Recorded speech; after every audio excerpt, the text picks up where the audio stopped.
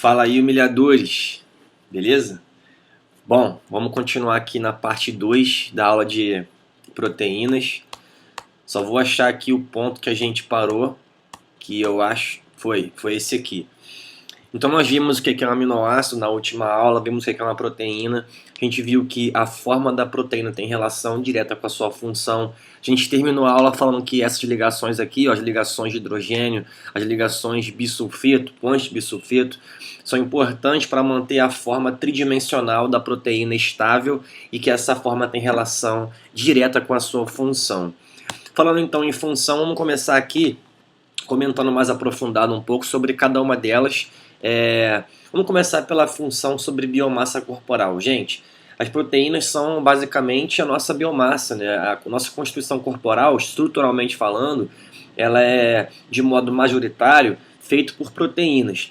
Tudo bem, o mais abundante do nosso corpo é a água, né? A gente viu isso na aula de água aqui, por exemplo, do canal. E vocês viram na escola de vocês, no curso de vocês. Mas em relação à constituição biomassa orgânica, as proteínas aí elas são a fonte mais numerosa, mais abundante. Colágeno, principalmente, é a proteína mais abundante do corpo. Então, por exemplo, em termos estruturais, a gente tem muitas proteínas importantes, tanto dentro da célula quanto fora da célula. Então, por exemplo, aqui a gente tem o colágeno, que ele está presente entre as células, no tecido, no líquido extracelular, o que você pode chamar de meio intersticial ou matriz intersticial. E a função do colágeno é garantir aí uma sustentação das células e uma comunicação da célula com esse ambiente externo. Porque, de modo geral, se as células ficarem sozinhas, gente, sem se ligar com ninguém, as células ficam malucas e acabam morrendo. Então o colágeno serve como um papel aí de ancorar a célula no ambiente em que as cerca, tá? Ele é muito importante, por exemplo, na constituição da lâmina basal, que é uma estrutura que fica sempre embaixo dos epitélios. O tecido conjuntivo está entre as células, aí, garantindo uma grande sustentação. E na própria fibra muscular você encontra muito colágeno, nos nervos você encontra muito colágeno, no osso tem muito colágeno, então tem colágeno em tudo quanto é lugar. Beleza? Show! Tem um exemplo aqui também, tendões, né, que são estruturas, é um tecido conjuntivo denso, modelado, que conecta músculo ao osso, então é muito importante para a movimentação. Ligamentos, que também é um tecido conjuntivo denso, modelado, que liga ossos com outros ossos, então o colágeno é importante pra caramba. A queratina você vai encontrar aí na pele, cabelos e unhas, mas em relação à pele, você encontra, por exemplo, na epiderme. Né? A nossa epiderme é um tecido epitelial estratificado, pavimentoso, queratinizado. Então você encontra muita queratina que exerce uma barreira física aí contra a invasão de micro-organismos. Porém, nós também podemos encontrar a queratina, que você pode chamar de filamento intermediário, na constituição do citoesqueleto, tá? Do esqueleto celular. E aí você também tem que levar em consideração outras proteínas que também estão lá dentro, né? Você tem os microtúbulos, que são formados de tubulina, a própria actina também está lá dentro, formando o citoesqueleto. Então a queratina é importante, mas também tem outras, né? Outra proteína muito importante é a albumina, que está, de modo geral, presente no sangue aí, né? A nossa albumina ela é feita pelo fígado e a função dela no sangue é controlar a pressão osmótica sanguínea. Como é que funciona isso, né? O nosso sangue ele tem uma capacidade de reter água. É importante que o sangue retenha água, porque se o sangue não conseguir reter água de modo eficiente, essa água vai começar a sair do vaso sanguíneo e se acumular no tecido que fica ao redor.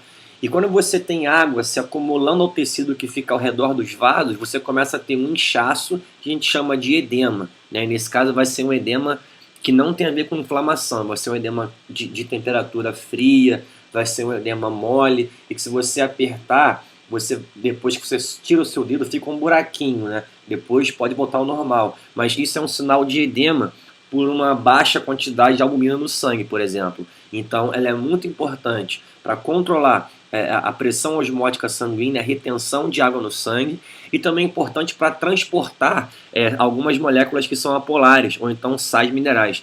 Então tem muitos sais minerais que se ligam à albumina para ser transportados no sangue, tem muitas moléculas apolares, como ácidos graxos, que se ligam à albumina para serem deslocadas pelo sangue, então ela tem uma importância fundamental no nosso corpo. Beleza. Agora, existem proteínas que que também são da biomassa corporal e fazem parte da constituição de membrana.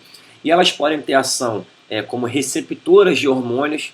Então, a proteína da membrana recebe um hormônio e, a partir daí, induz uma resposta na célula. A célula vai fazer alguma mudança metabólica com base nessa informação do hormônio que chegou. Então, a proteína receptora, por exemplo, ela tem uma função muito importante, porque ela vai receber essa molécula que vai dar um sinal para a célula e ela vai exercer uma modificação no metabolismo celular. Bom, além disso, nós também temos proteínas de membrana que atuam como transportadoras, né? A gente tem aqui as GLUT, a família das GLUT, que significa Glucose Transport. São proteínas que transportam glicose, fazem uma difusão facilitada, são muito importantes para a glicose entrar na célula, né? Ou então sair, depende da célula. E nós temos aqui a nossa famosíssima bomba de sódio potássio, né? A bomba que faz transporte ativo de sódio e potássio, importante na alteração aí da DDP das membranas. Então isso aqui também é muito importante no impulso nervoso, na contração muscular, enfim, são vários exemplos aqui para nós, né? Em algumas células, por exemplo, na célula muscular, a gente tem aí proteínas que fazem parte da biomassa corporal e exercem uma importante função de contratilidade, fazem com que a célula tenha uma capacidade contrátil. A gente está lembrando de quem? Actina e miosina. Obviamente, você pensa em músculo. Músculo liso, músculo estriado esquelético, músculo estriado cardíaco. Foi que foi? Beleza, então isso aqui é um apanhado geral sobre proteínas da biomassa corporal. Aqui um diagrama interessantíssimo sobre quem? Uma estrutura básica de membrana, né? A gente tem aqui os fosfolipídios, ó, pirulitinho. Então você tem uma bicamada fosfolipídica, fosfolipídio para cima, fosfolipídio para baixo. Esse ambiente aqui, ó, fluido extracelular, seria um ambiente externo, fora da célula. E aqui dentro, citoplasma. Perceba aqui o seguinte, humilhadores, olha só, chama que vem, ó. A gente tem aqui uma proteína que serve como um canal proteico, então provavelmente faz um transporte de alguma coisa. Nós temos aqui uma proteína que está ancorada no lado interno da membrana, então você vai classificá-la como proteína periférica, né, porque ela fica só na periferia. Já essa daqui, ó, atravessa completamente a membrana, então ela é integral ou transmembrana. E aqui você tem um outro perfil de proteínas, né, que ela faz aqui um espiral através da membrana. Então você pode ter um canal, pode ter periférica, pode ter integral, pode ter periférica para dentro, né, para o citoplasma e também para fora.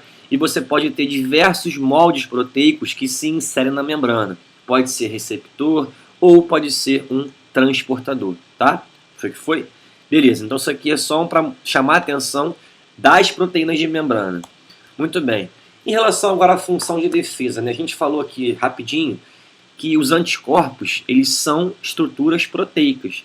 E qual é a função de um anticorpo? A gente lembra que o anticorpo é uma molécula que vai se ligar a um corpo estranho que invade o nosso organismo, um antígeno. O que pode ser um antígeno? Pode ser uma toxina de cobra, de escorpião, pode ser alguma coisa que cause alergia a alguém, pode ser um vírus, bactéria, fungo, protozoário. E os anticorpos têm função de se ligar a esses antígenos e impedir a ação deles. Então eles são muito importantes. Nós temos que lembrar quem é a célula que gera esses anticorpos. É uma célula chamada linfócito B, que é um tipo de glóbulo branco. Vale lembrar aqui, humilhadores, que o linfócito B ele pode se diferenciar também numa célula que se chama plasmócito. E esse plasmócito também tem função de produção de anticorpos. Só que é uma parada mais intensa, né? uma produção mais intensa.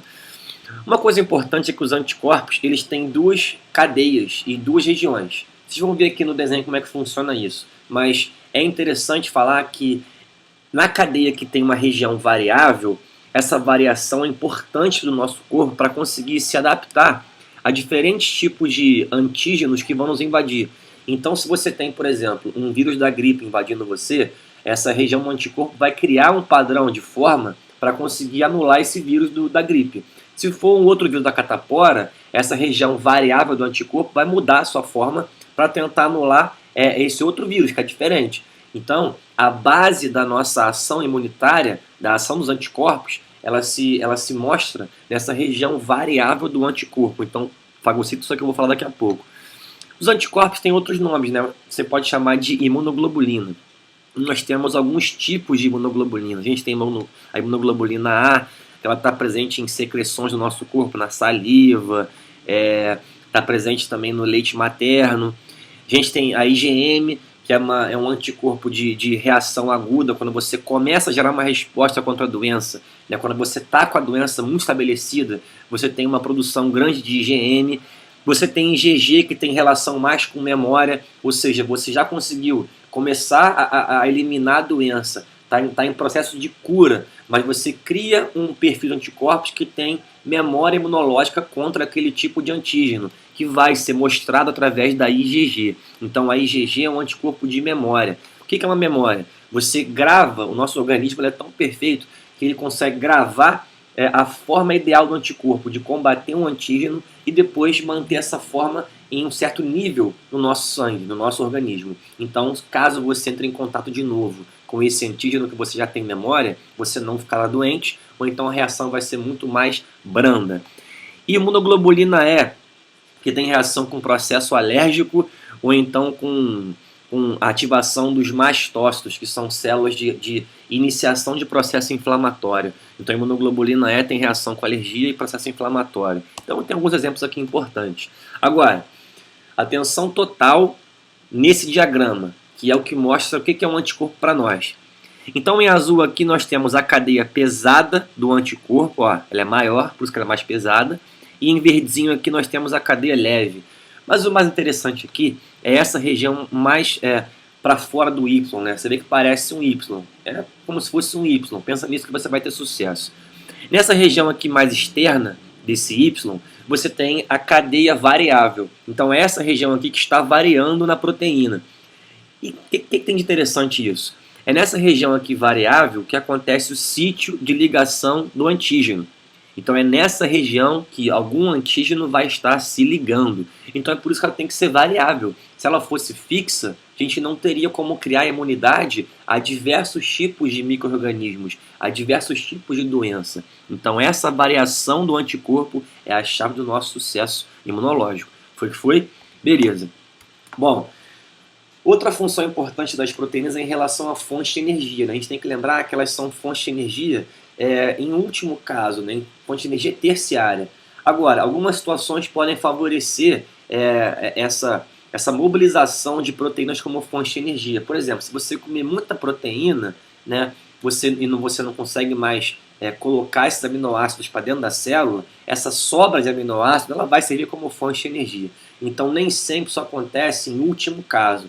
Mas, de modo geral, quando que o nosso corpo vai usar a proteína como fonte de energia?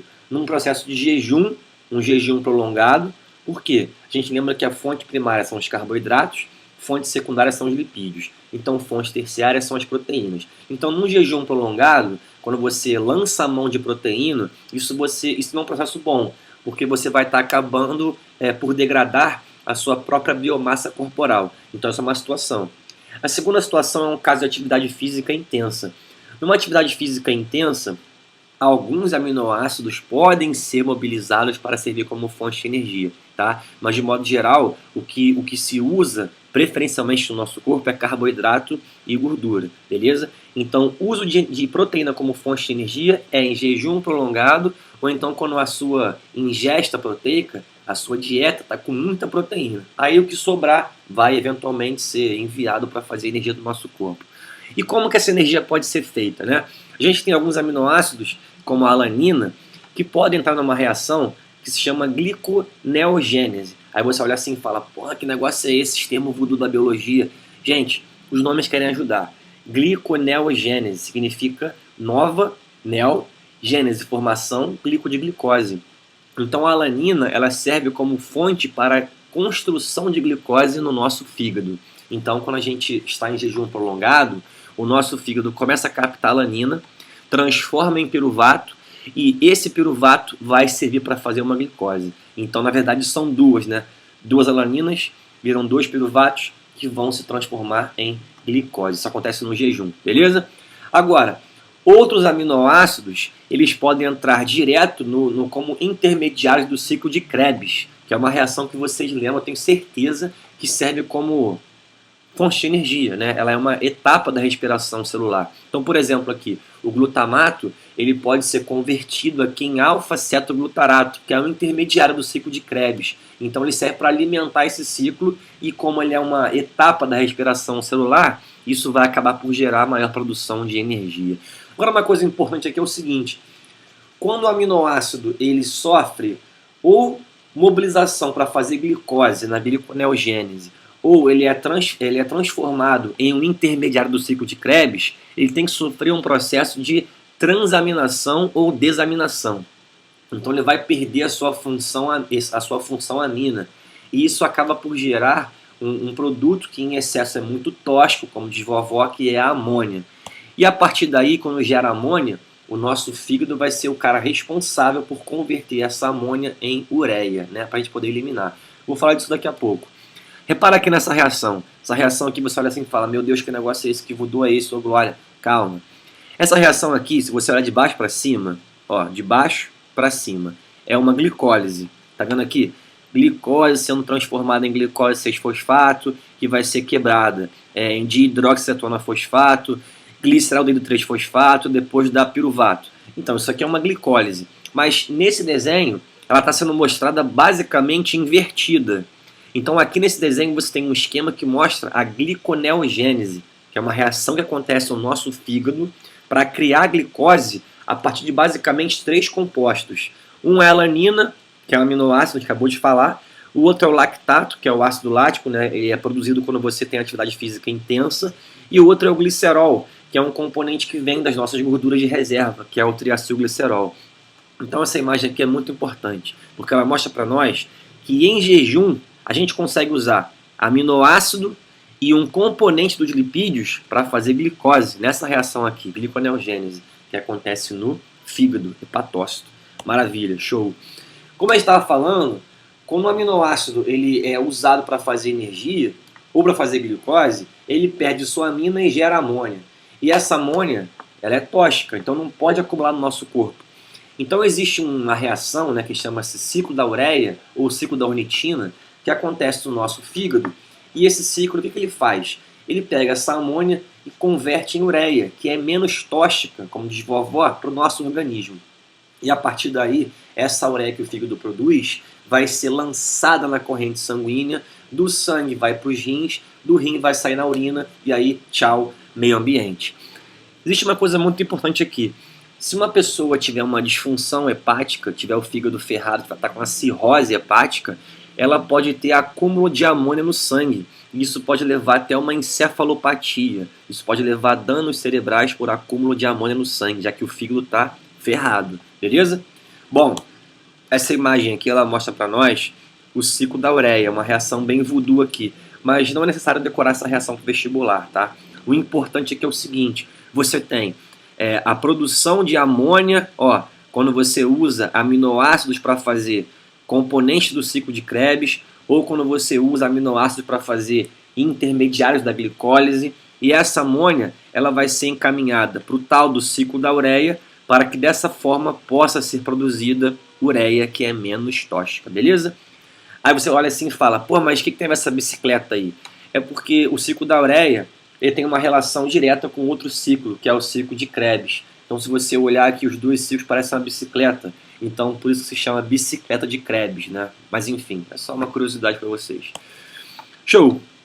Fechamos aqui essa parte então com uma função importantíssima, que vai ser o tema base da nossa próxima aula, que é a catálise, né? Existem proteínas importantes demais no nosso corpo, sem elas seria inviável a vida, que são as enzimas.